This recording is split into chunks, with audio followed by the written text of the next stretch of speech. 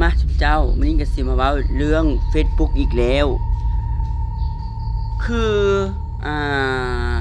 บัดนี้ค่อยจะบ่ได้ลิ้น Facebook ใดๆอีกแล้วเด้อเพราะว่า Facebook น่ะมันบ่ได้เป็นอีหยังบัดนี้นะมันเป็นทาง Messenger คล้ายๆคือเข้าระงับเลยระงับแล้วบ่ให้ลิ้นเลยค่อยก็ยังงงว่ามันเป็นน้ำอีหยังมันเป็นน้ำโทรศัพท์ค่อยบ่หรือว่ามันเป็นน้ำหยังเจ้าค่อยอยากถามคือค่อยขอถาม FC เนี่ยว่าของผู้ใดเป็นคือของค่อย Facebook มันบ่ได้เป็นอีหยังเด้อ Facebook เด้อมันลิ้นได้ปกติแต่ว่ามันเป็นน้ำ Messenger มันระงับเองเลยแชทบ่ได้ลิ้นบ่ได้โทรบ่ได้หยังก็บ่ได้เลยและอยากรู้ว่าอยากถาม FC ว่า Facebook บ่แม่นขอโทษขออภัยว่าผิดแล้ว Messenger ผู้ใดเป็นคือของค่อยบ่มันเป็นอีกแล้วเจ้าเอ้ย2026นี่คันสิฮอด2027นี่มันเป็นเรื่อย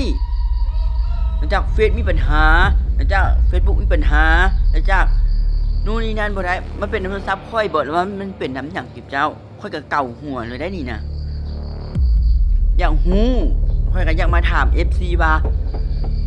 ของ FC เป็นคือของค่อยบ่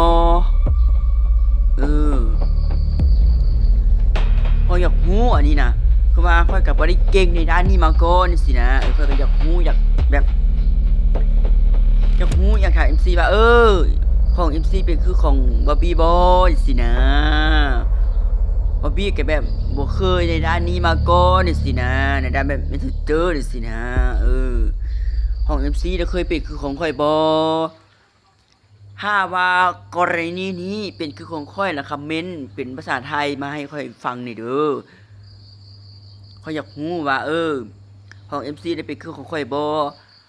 Facebook มันบ่ได้มีปัญหาบาดนี้แล้ววันนี้ไม่มีปัญหาทาง Messenger กรณีนี้นะแล้ววันนี้ Messenger แล้วมันถึกคล้ายๆคือระงับเลยมันลิ้นบ่ได้เลย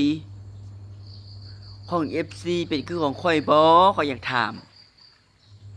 ถ้าเป็นคือของค่อยล่ะคอมเมนต์มาด่วนๆคอมเมนต์เป็นภาษาไทยมาแล้วค่อยจะเอา Google Shop มันแปลแล้วให้มันอ่านให้ฟังขอขอบใจบอกว่าหลายใหญ่ห่างหุ้ยสู่น้อย100 วันพันเหตุการณ์เป็นคือเก่าคือเติมบ่อยากเว้าหลายเจ็บสมองแล้วเดี๋ยวนี้นะ